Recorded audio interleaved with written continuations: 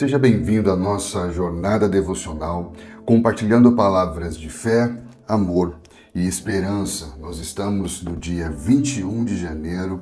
O tema do nosso devocional de hoje é sobre filiação e herança.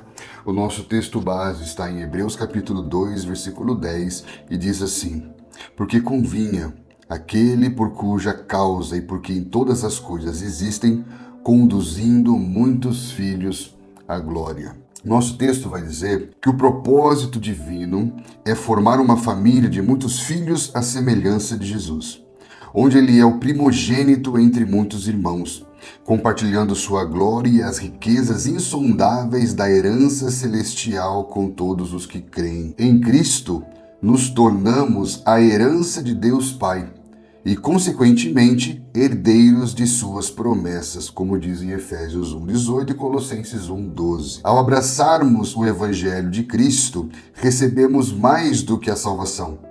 Somos selados com o Espírito Santo da promessa, que é a garantia de nossa herança futura, como diz Efésios capítulo 1, versículo 13. Este selo não é apenas uma marca de propriedade divina, mas um adiantamento da herança completa que será nossa quando Cristo retornar. Paulo amplia esta verdade em Romanos capítulo 8, versículo 14 a 17, explicando que, como filhos de Deus, somos herdeiros de Deus e co-herdeiros com Cristo. Esta filiação não nos traz apenas direitos, mas também responsabilidades, incluindo a de compartilhar nos sofrimentos de Cristo, para que também possamos partilhar da sua glória. A herança prometida não se limita a bens materiais ou temporais. Ela é essencialmente espiritual e eterna, ancorada na esperança da glória futura, que é Cristo em nós. Vamos comentar um pouco sobre esse devocional de hoje, porque além de todo o propósito eterno, que é o propósito paterno de Deus, nós vemos que a filiação que nós recebemos por meio de Cristo Jesus, ela também fala sobre a herança. E esse texto especificamente de Hebreus capítulo 2, versículo 10, ele vai falar que a obra redentora de Deus por meio de Jesus vai conduzir esses filhos a uma glória final, confirmando todo esse propósito eterno e paterno de Deus. Quando nós nos referimos à herança, estamos falando de transferência de bens e direitos de uma geração a outra, que, diferente do legado, é transmitido por vínculo familiar, por laços de sangue ou linhagem biológica. Teologicamente, significa que a partir dessa nova natureza de filhos em Cristo Jesus, nós somos abençoados com as promessas de Deus como Pai. A partir dessa nova aliança, nós nos tornamos herança e nos tornamos herdeiros. Por que nós nos tornamos herança e nos tornamos herdeiros apenas por meio da obra reconciliadora de Cristo Jesus, que nos dá um direito de filiação? Justamente por causa da quebra da relação do homem com Deus. Para entendermos isso melhor, nós temos que nos lembrar da parábola do filho pródigo, que fala de um pai que tinha 2 filhos, e o filho mais moço pede para que o pai lhe dê a herança que lhe é reservada por direito. Então, passados não muitos dias, o filho mais moço ajunta tudo o que é seu por direito, por herança de filho, e partiu para uma terra distante e viveu dissolutamente. A palavra dissolutamente nada mais é do que perder tudo pelo vão dos seus dedos. E por que esse filho se perde? Ele se perde por causa da sua precocidade vaidosa, por causa da sua precipitação imatura, porque ele vai pedir a herança ao invés de esperar pelo tempo determinado pelo pai de administrar a sua herança. Esse princípio é confirmado em Provérbios capítulo 20, versículo 21, que diz que herança antecipada tem por fim maldição. Em outra versão vai dizer que a posse antecipada de uma herança, no fim, não será abençoada. Então isso quer dizer que quem determina o tempo em que o filho deve receber a herança é o pai e não o filho. Então toda vez que você é movido por uma precocidade vaidosa, deseja se apropriar de uma herança antes do tempo determinado, essa herança no fim não será abençoada. Essa herança no fim se tornará maldição, porque existe um tempo determinado para todas as coisas. Quando o homem toma para si precocemente algo que ele não tem capacidade de administrar, ele perde tudo que ele recebeu. E a partir desse ato representado em Adão por meio do princípio chamado solidariedade da raça,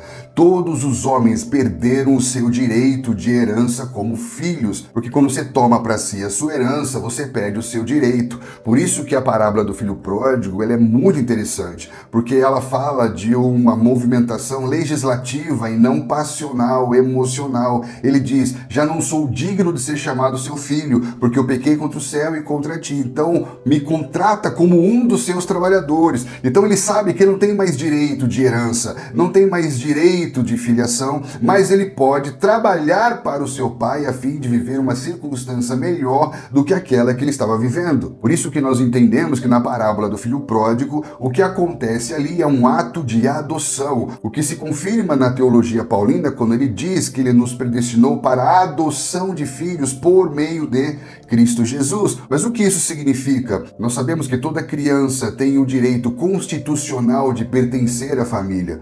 Porém, a partir do momento que há uma ação transgressora, essa criança pode ser destituída temporariamente do seu direito, até que haja uma ação reconciliadora, até que haja uma ação adotiva. Exatamente isso que aconteceu. O homem nasceu com o direito de filiação, com o direito de herança, mas quando ele toma para si a sua herança desejando essa ruptura com a paternidade de Deus, ele perde toda a sua herança e o seu direito de filiação, porque é uma ação transgressora, até que o próprio pai, amando de tal maneira, envia o seu próprio filho para que por meio do filho haja uma adoção. Quando o pródigo volta para a casa do pai e o pai o recebe de novo como filho, o que o pai faz ali é uma ação adotiva, restituindo a ele não apenas o direito de filiação, mas também o direito de herança, o que vai causar indignação no irmão mais velho representado na parábola.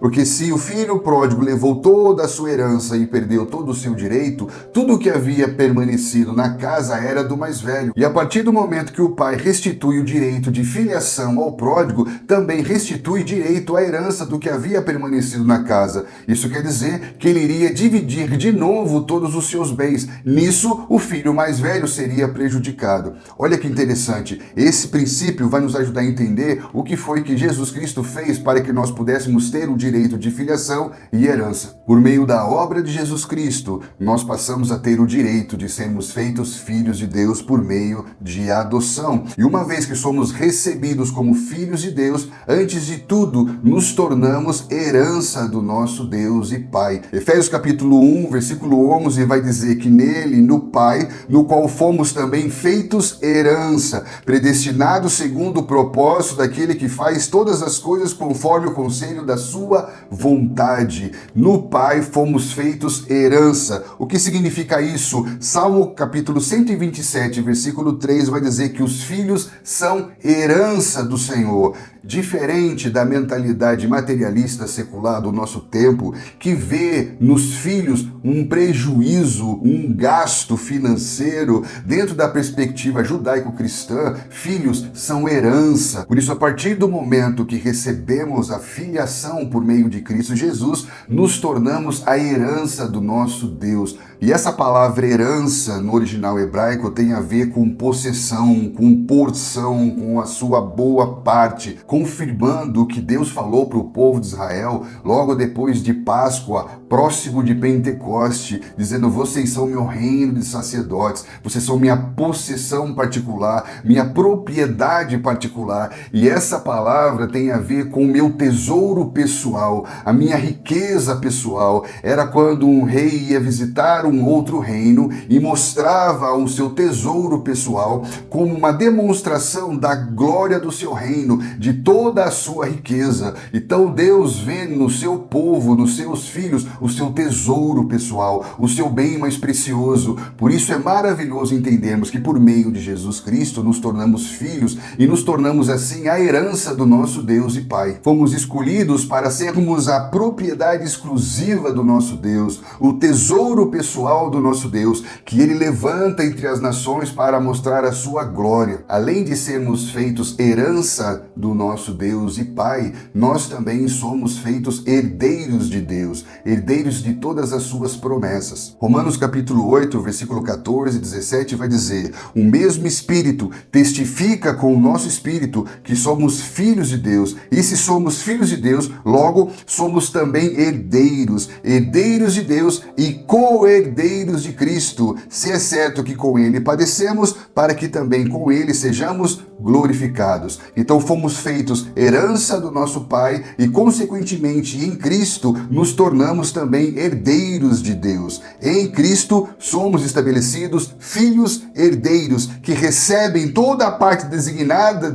pelo direito de filiação em Cristo Jesus. Romanos 8, 29 vai dizer que ele nos predestinou para sermos conforme a imagem do seu Filho, o primogênito, juntamente com ou entre muitos irmãos. Isso significa que nós nos tornamos, por meio de Cristo, participantes da sua herança. Veja bem, quando na parábola do pródigo, o irmão mais velho, representando toda a herança judaica, se nega a dividir da sua herança com as nações, o próprio Filho de Deus, sendo Deus, não teve por usurpação reivindicar o seu direito, porém, esvaziando-se de si mesmo, tornou-se homem, servo, obediente até a morte de cruz, para que por meio da sua ressurreição, todos nós possamos viver uma nova vida, não apenas a partir dele, mas a vida dele em nós. Por isso, se somos herdeiros juntamente com, porque ele dividiu da sua herança conosco, se tornando primogênito juntamente com muitos outros irmãos.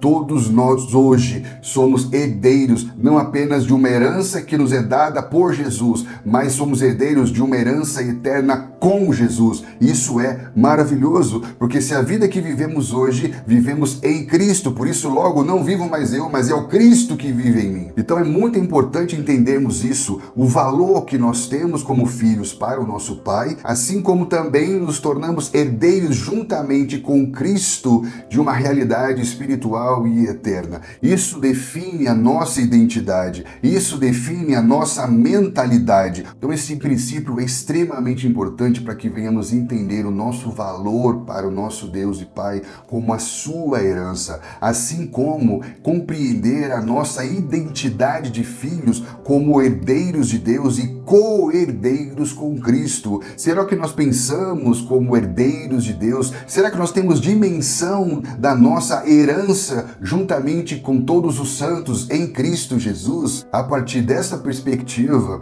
nós vamos entender que tão importante quanto a identidade de filhos, tão importante quanto a identidade de herdeiros, é assumir a responsabilidade para com o processo que vai nos tornar aptos para essa herança. Porque o fato de uma criança nascer herdeira não torna ela apta para receber a sua herança, não torna ela apta para administrar a sua herança. Afinal, como nós já vimos, a herança antecipada tem por fim maldição. A herança antecipada não é abençoada. Então eu quero chamar a tua atenção para o texto, porque o texto vai nos mostrar algo muito interessante. Romanos capítulo 8, 17, quando fala que se somos filhos, somos herdeiros, a palavra grega usada ali para filhos é uma palavra que fala de um bebê, de uma criança, aquele que quando nasce, ele já nasce herdeiro. Contudo, Gálatas capítulo 4, versículo 1 e 2 vai dizer que durante o tempo em que o herdeiro é menor, em nada ele se difere do escravo, posto que ele é senhor de tudo, mas está sobre tutores e curadores até o tempo determinado pelo Pai.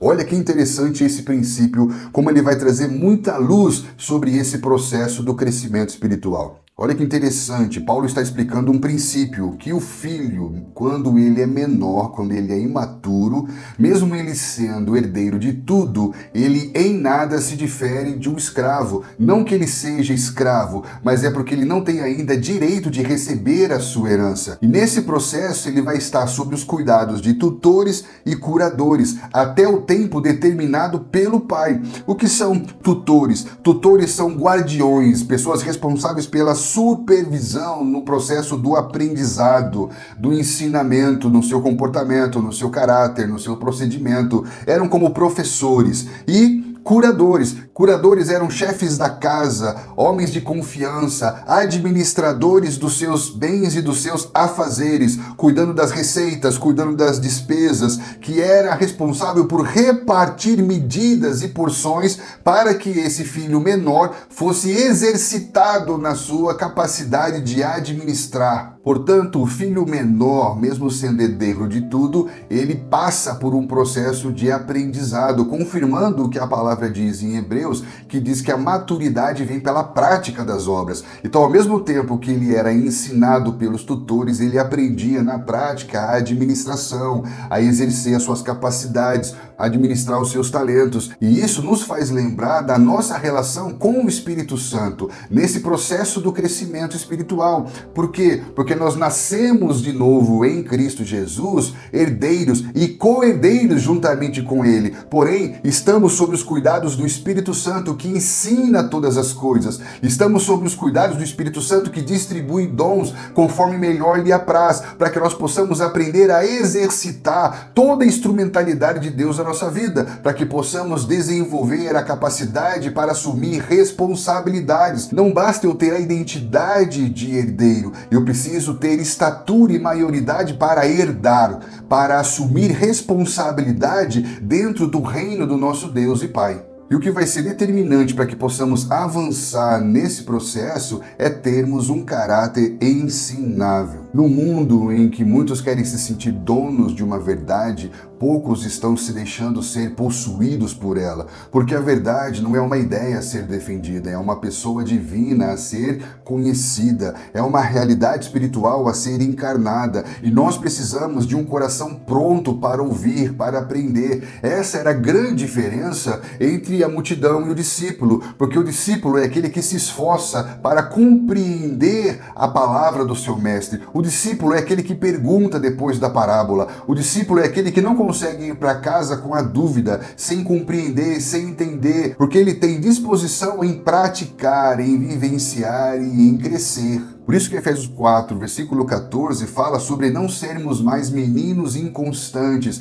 não sermos mais imaturos, levados de um lado para o outro por todo o vento de doutrina, por todo o movimento que se forma como uma onda, vem e depois volta, por todo o engano de homens que com astúcia, com sutileza e com uma intencionalidade duvidosa induzem muitas e muitas pessoas ao erro. Portanto, o filho menor se comporta como um menino inconstante, agitado de um lado para o outro, perambulando de um movimento para outro, sendo conduzido uma hora por uma ideia, depois ele muda a sua opinião e passa a ser conduzido por uma outra ideia, sempre inconstante, sempre dando voltas e sempre se sentindo parado no mesmo lugar. Por isso que Paulo vai falar para não andarmos como gentios na vaidade dos próprios pensamentos, obscurecidos no entendimento e alheios à vida de Deus, porque toda a vaidade ela é infantil, toda a imaturidade ela é escravizante.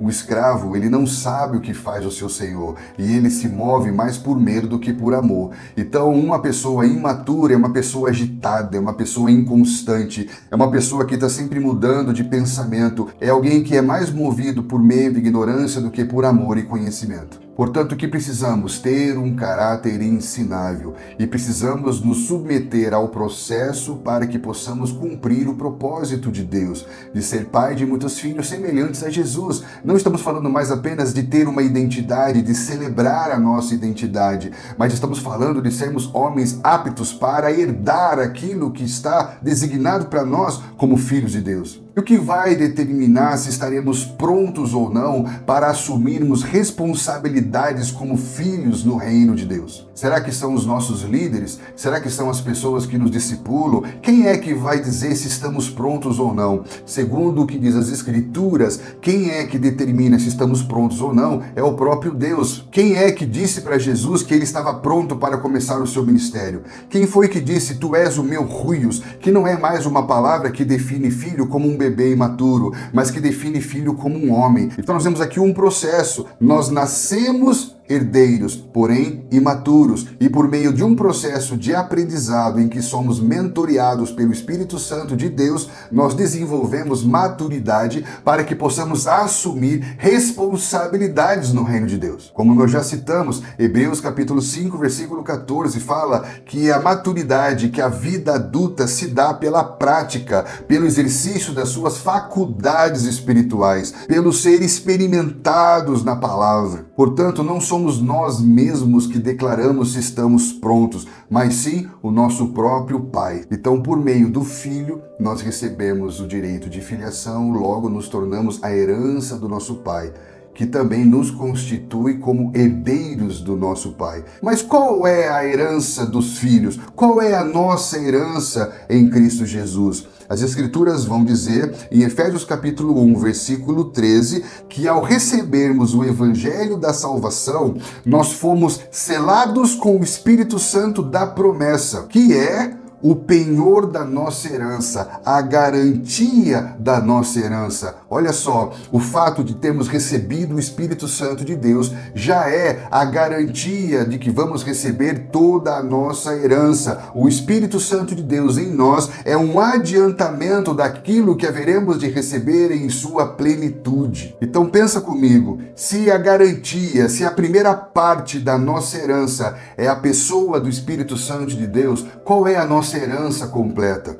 A nossa herança completa tem a ver com ruas de ouro, tem a ver com coroas, tem a ver com o que recebemos ou tem a ver com quem viveremos para sempre. Por isso que Salmo capítulo 16, versículo 2 em diante, vai dizer algo extremamente poderoso. Diz: Senhor, Tu és a porção da minha herança, bem algum possuo senão a Ti. Tu és a porção da minha herança. O que ele está dizendo? Que Deus é a nossa herança. Portanto, a nossa herança não tem a ver com bens, não tem a ver com coisas, tem a ver com uma relação eterna de amor com Deus. Por isso que Paulo vai dizer que agora conhecemos em parte, mas o conheceremos como somos conhecidos. Portanto, a nossa herança nada mais é do que o próprio Deus Pai, Deus Filho e Deus Espírito Santo. Se o Espírito Santo é uma parte da nossa herança, a nossa herança completa nada mais é do que o Senhor Deus Trinitário. Ele é a porção da nossa herança.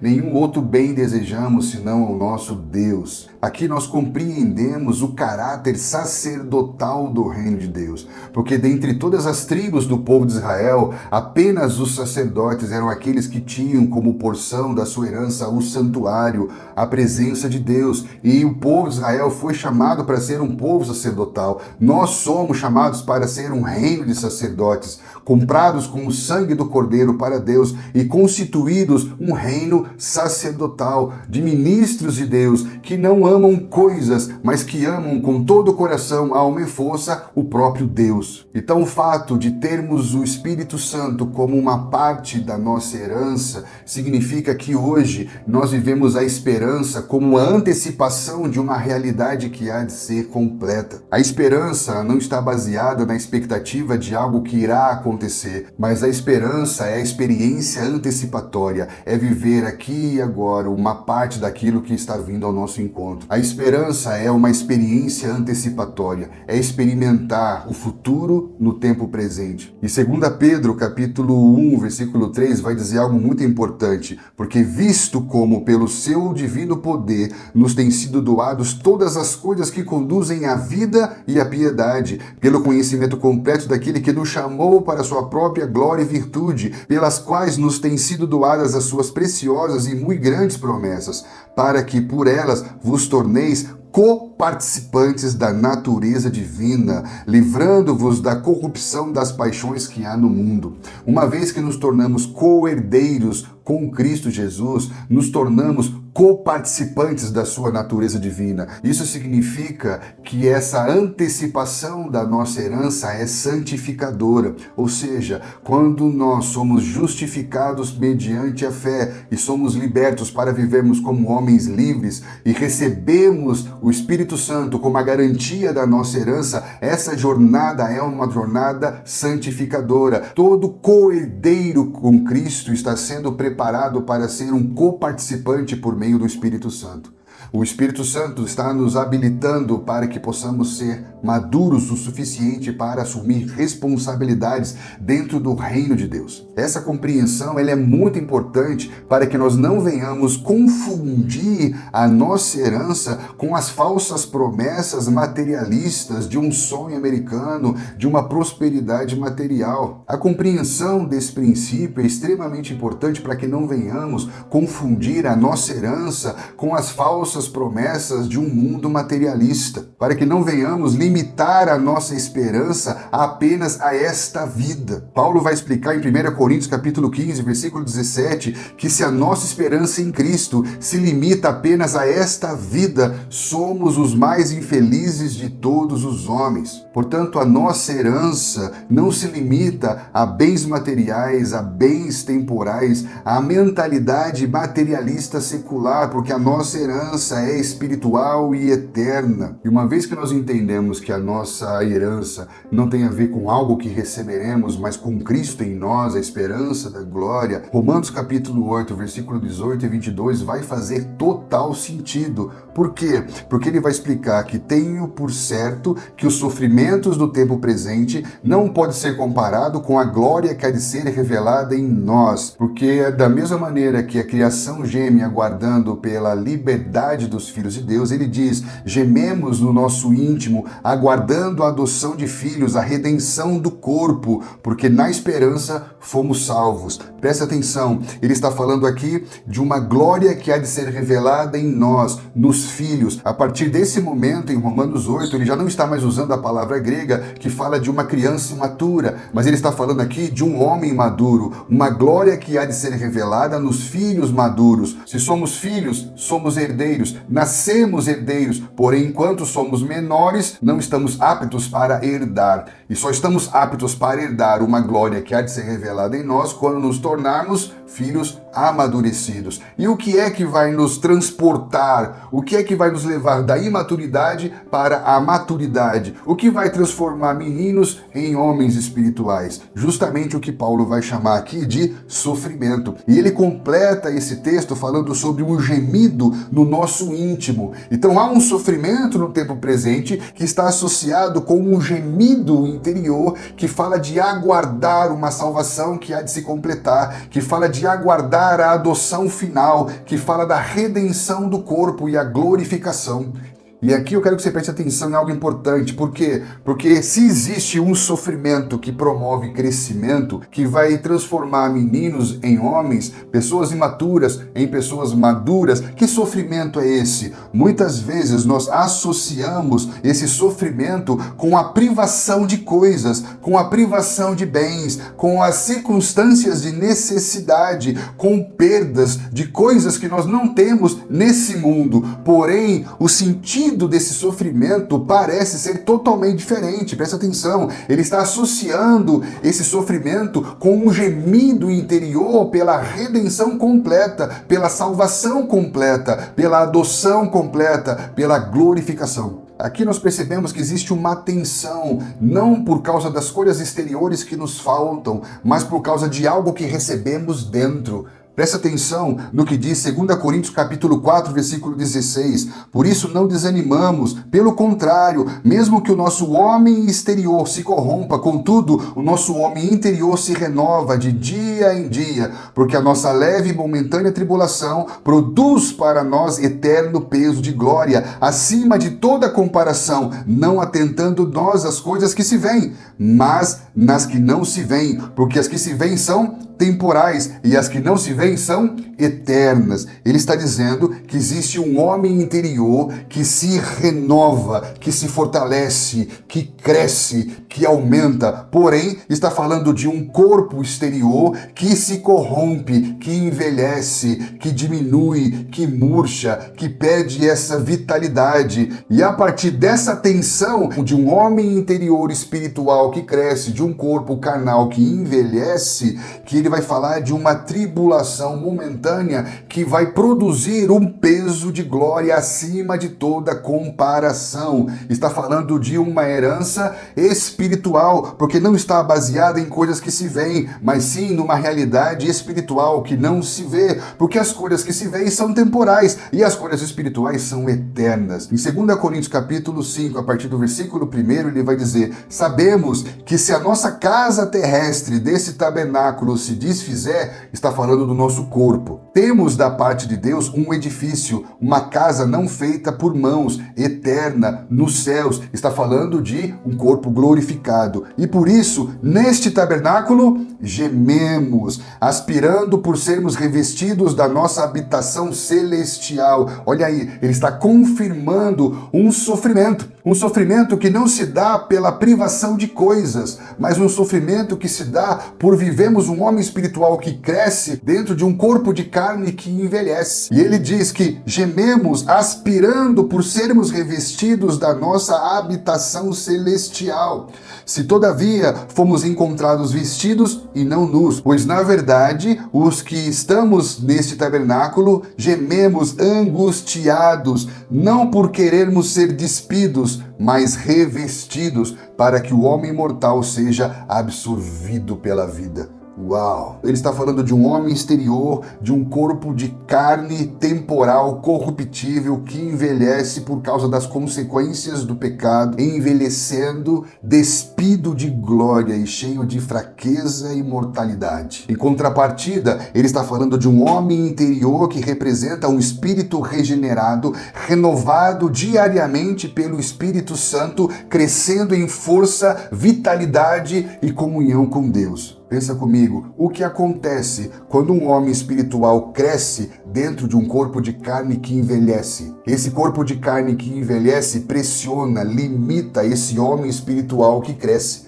Essa tensão gera sofrimento. Por isso que ele geme de dor não pelas coisas que ele não tem no mundo, ele geme de dor por causa das coisas que ele recebeu dos céus. E esse homem espiritual geme. Por isso que uma das primeiras características de alguém que é uma nova criatura, segundo o que ele escreve aos Coríntios, é que esse homem geme por ser revestido de glória e não mais viver dentro desse corpo despido de glória. Portanto, o sofrimento do tempo presente não se dá pela falta das coisas do mundo, mas sim por causa do que foi recebido da parte de Deus. Não se trata do sofrimento baseado na privação de bens, mas se sofremos é justamente por causa do que recebemos de Deus, é por causa daquilo que experimentamos em nosso homem interior. Então, se não estamos gemendo, é porque o nosso homem espiritual interior não está crescendo. E se o nosso homem interior espiritual não está crescendo, nós estamos adaptados, adequados a esse homem carnal que está envelhecendo. Portanto, se somos filhos, somos feitos herança e recebemos a identidade de herdeiros e somos herdeiros de